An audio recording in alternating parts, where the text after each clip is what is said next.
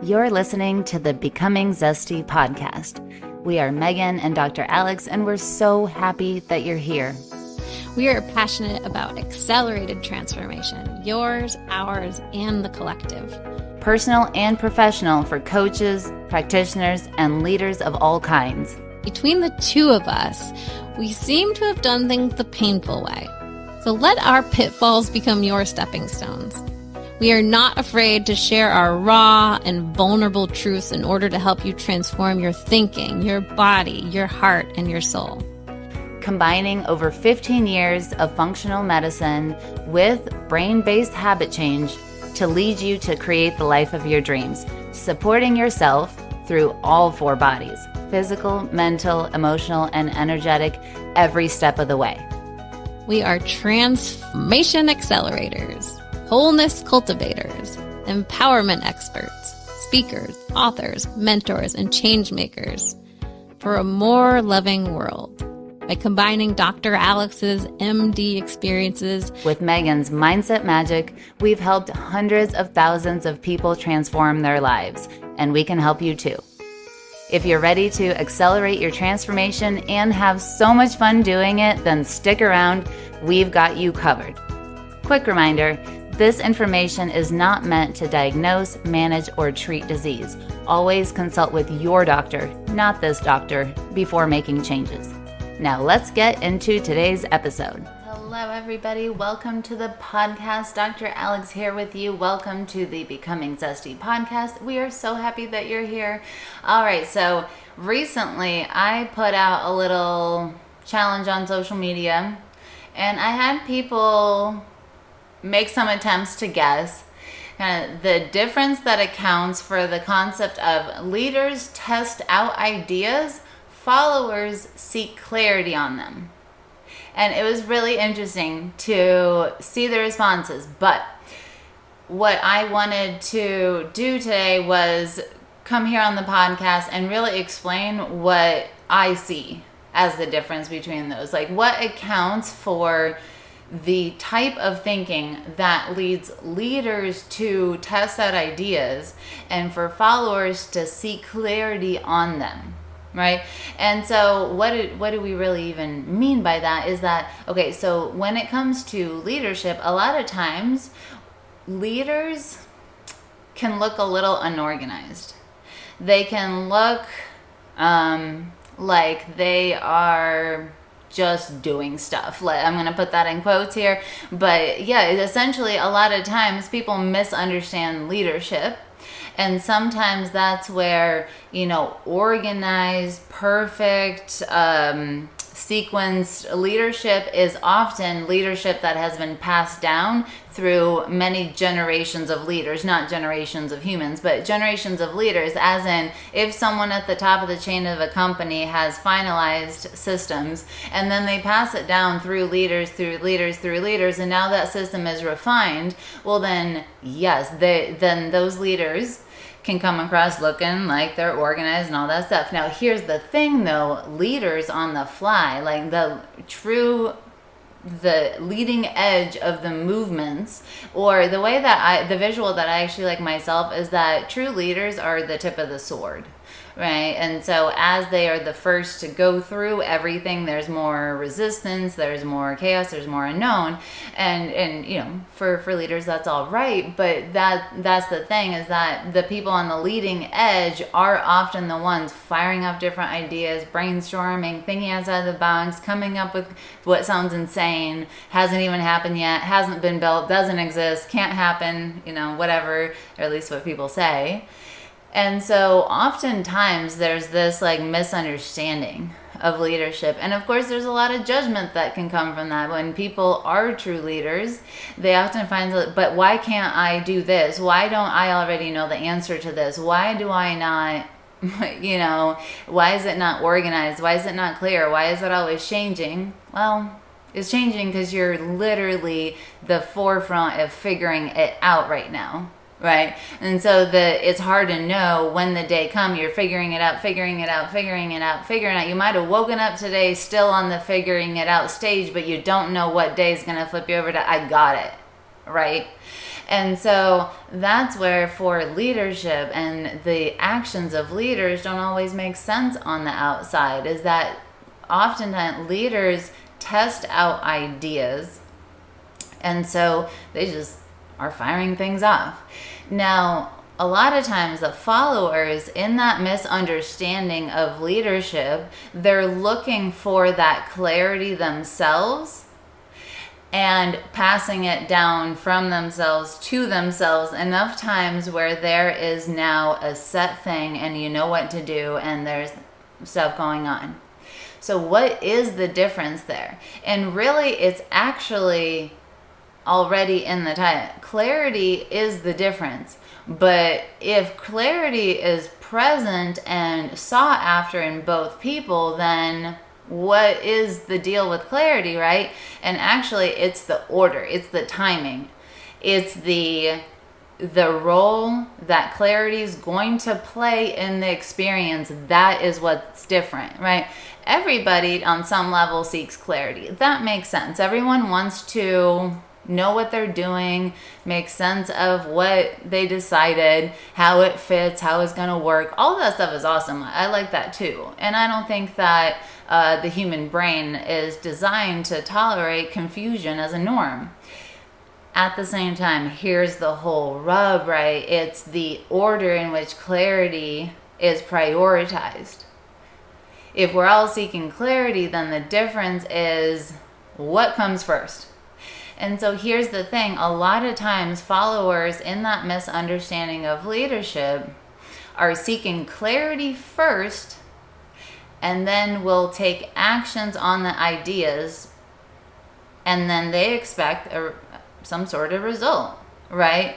I'll get the stuff right and then I'll do the stuff, and people will follow me, people will give me money, whatever, like the stuff that follows after.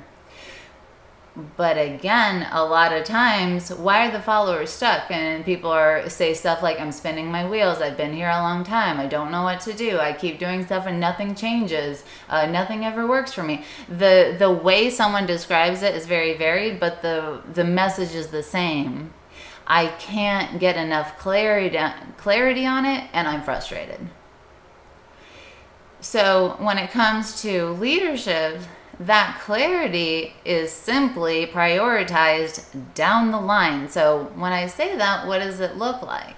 So leaders understand that in the confusion of ideas, action will provide the clarity of thought, right?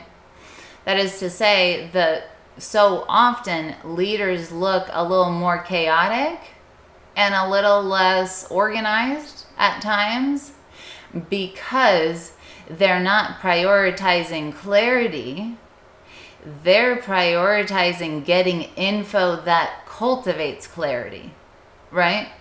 And so often it is of crucial importance to do something and then see how the world responds, right? It's the feedback process of, if this is a concept and I deliver it, how does it hit? How does it land for you?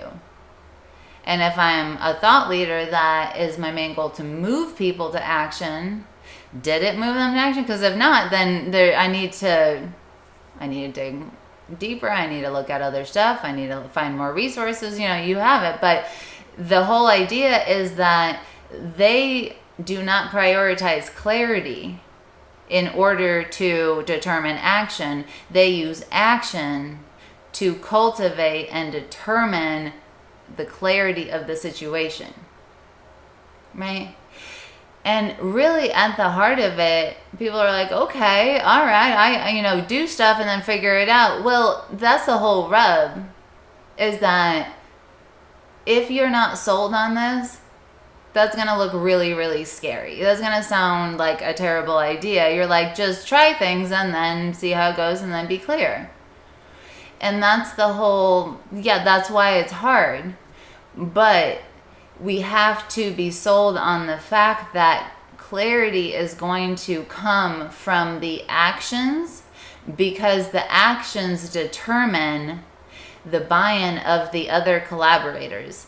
That means when the other people who are going to create whatever we're working on in the world are involved, what is it like for them? What is their response? What do they need? What are they telling me they want?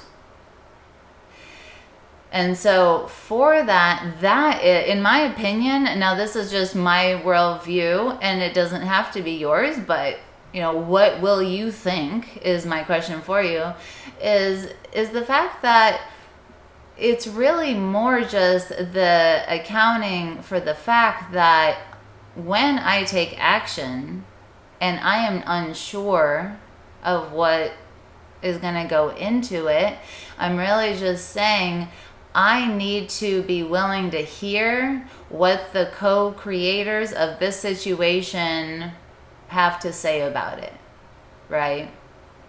And that's what I think when we are testing out ideas, that's the reason that we gain so much clarity.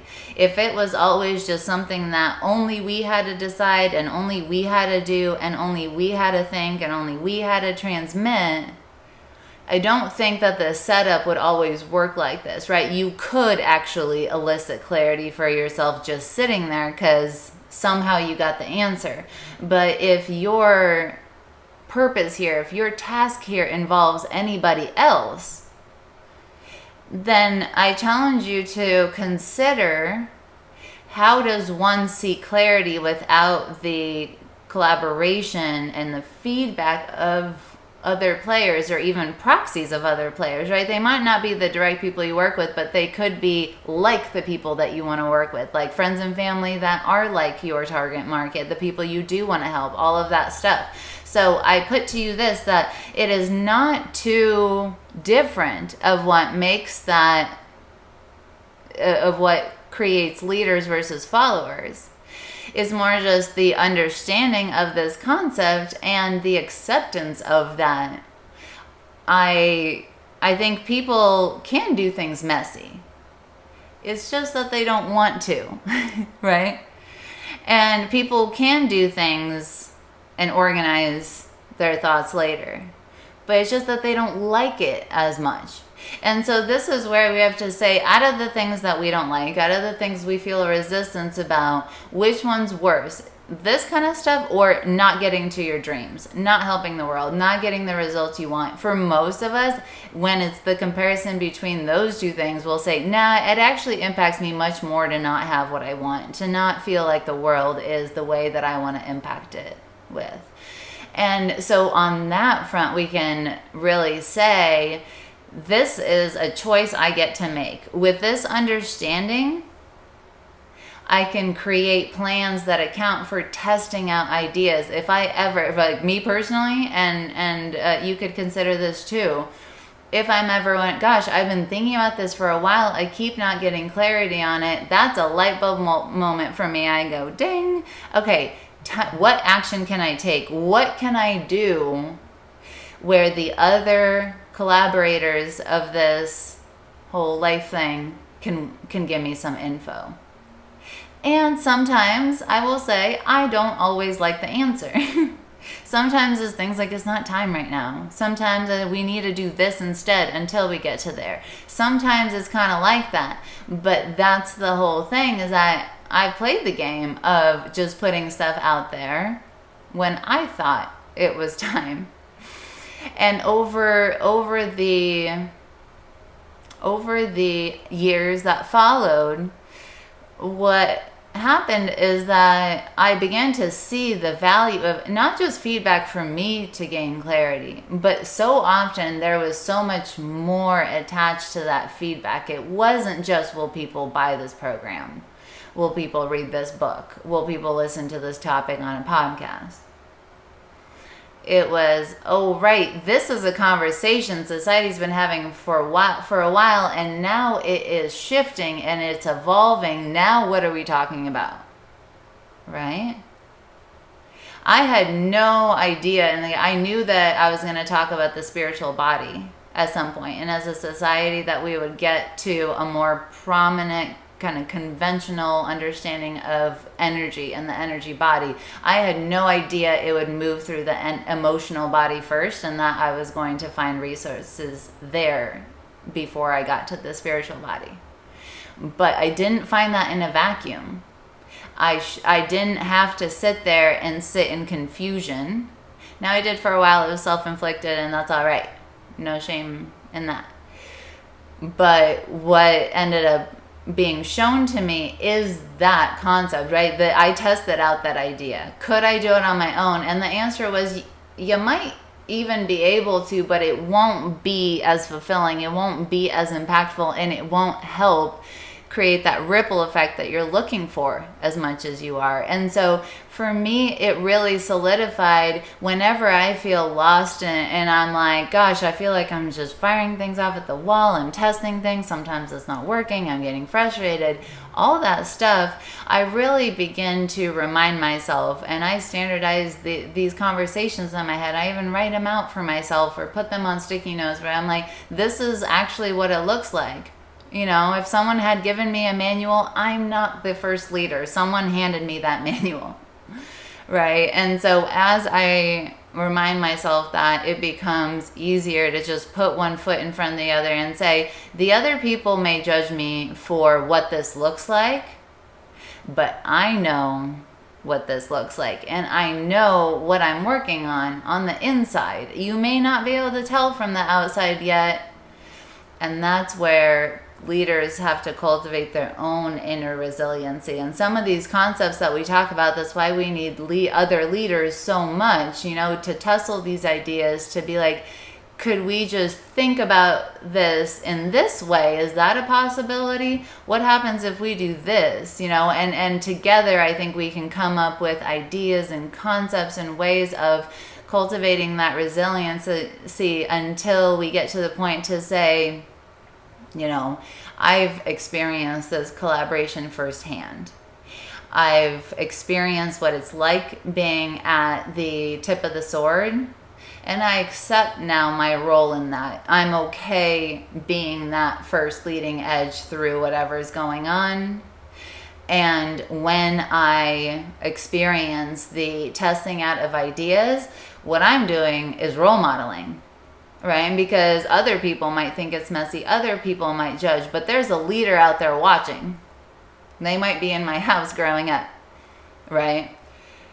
And so as I accept that idea, it really becomes a safer space for me internally to put one foot in front of the other and to let that experience be what it is, knowing that my intentions are good. My intentions are to help the world. My intention is to bring this. So if it shakes out a little messy, hey, maybe that's what people need, right? Maybe that's what we need to accept. Maybe this is just the conversation we need to have, like that's trending now, to be like, this is not something I normally share on social media, but this is something I've been struggling with. The reason we all love that so very much is because it's this, right? It's someone saying, I accept myself enough to share with you, and then that makes you feel like, oh, I do that too. It must be okay. It's normalized, right?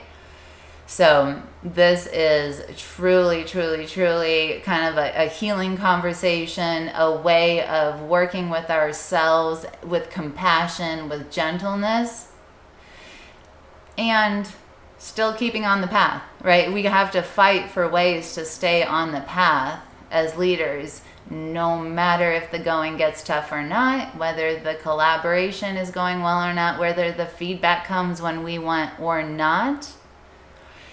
But this kind of stuff can help. We can rest easy in these kind of concepts. So lots of love to you. We'll catch you on the next podcast episode, and love you so much. Mwah. Thanks for coming to hang out with us on the podcast. It is our goal to lead others through accelerated transformation that takes all parts of ourselves into account. And we need your help.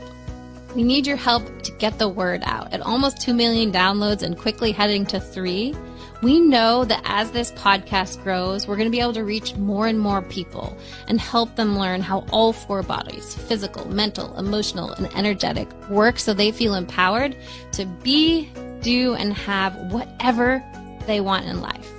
If you find this podcast helpful, please take a moment to text 5 friends you think might benefit and leave us a review. It means so much to share this work that has transformed our lives with others. We appreciate your help so much and can't wait to see you next time.